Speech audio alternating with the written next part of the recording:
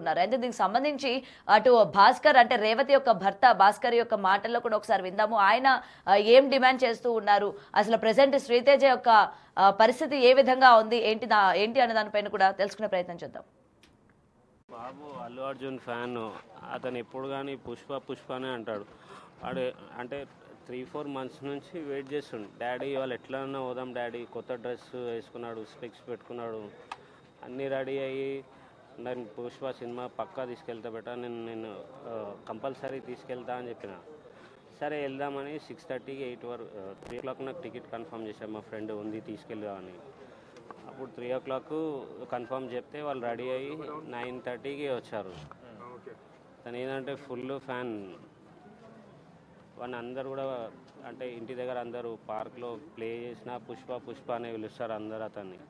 కానీ ఈ సిచ్యువేషన్ వస్తుందని అనుకోలేదు.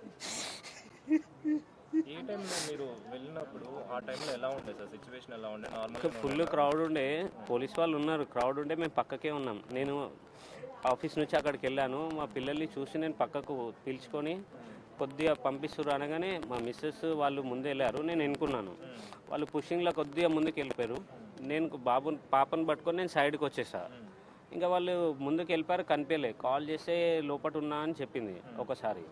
మళ్ళీ కంటిన్యూ ఒక 5 minutes కాల్ చేస్తుంటే నాట్ రీచబుల్ వచ్చింది. దాని తర్వాత స్విచ్ ఆఫ్ అని వస్తుంది. మా పాప ఇక ఏడుస్తుంటే అక్కడ పాపని అక్కడ పక్కన కూర్చోబెట్టి నేను మొత్తం సెర్చ్ చేసినాను, ఎక్కడా కనిపిస్తలేదు.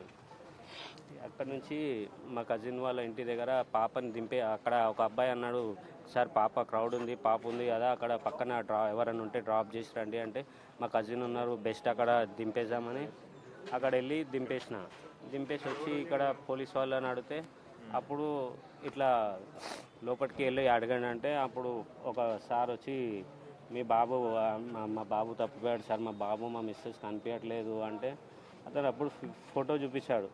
ఈ బాబు అంటే ఇట్లా పడిపోయి అన్కాన్షియస్లా ఇట్లా బ్రీతింగ్ తీస్తూ అట్లా చూపిస్తున్నాడు. కరెక్ట్ చూడండి.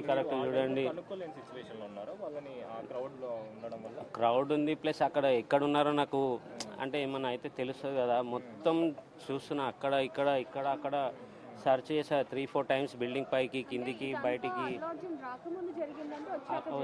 వచ్చాక థియేటర్లో ఎంటర్ అయ్యి మూవీ చూస్తున్నాడు. ఆ టైంలో నేను బయట ఇక పోలీస్ క్రౌడ్ ఉంది, నేను అంతటా తిరుగుతున్నా, కనిపిస్తలేరు. కాల్ చేస్తే స్విచ్ ఆఫ్ ఉంది. దాని తర్వాత వచ్చి సార్ని అడిగినా అప్పుడు అతను ఇట్లా అన్కాన్షియస్ వీడియో చూపించింది. రైట్, ఏదైనా సరే ఇది విషాదకరమైన ఘటన అని అయితే క్లియర్గా ఇక్కడ మనకి కనిపిస్తుంది. ఎందుకంటే మూవీ రిలీజ్ అయినప్పుడు ఎవరు కూడా అంటే ఫ్యామిలీ మెంబర్స్ని తీసుకువెళ్ళాలి అని కొంచెం కూడా